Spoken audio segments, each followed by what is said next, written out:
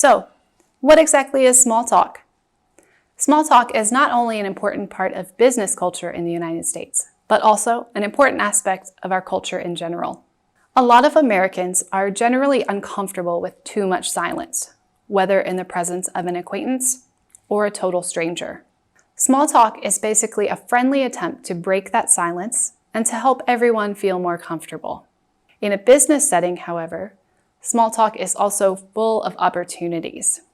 We'll explain those opportunities a bit more in the next video, but for now, let's talk a bit about what kinds of topics small talk generally includes. As you may know, topics commonly discussed in small talk, as the name suggests, are typically not very deep, intense, personal, or meaningful on their own. In small talk, people can generally expect to not have really strong, serious opinions about the subjects being discussed.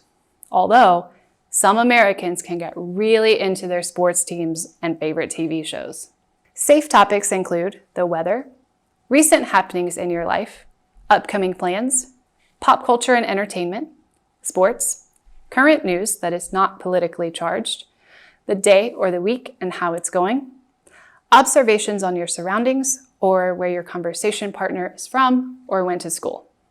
Topics to avoid in small talk include politics, national or local, domestic or international, religion, morals, money, how much someone makes or how much something costs, romantic issues, specific family situations like a divorce is happening or a family member is ill, gender and sexuality, and specific health issues if someone appears very sick or you know that he or she has an illness.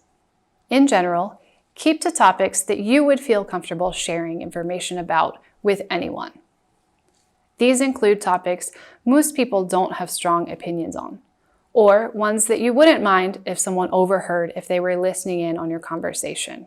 Now, let's move on to discuss why small talk is so important, especially in business.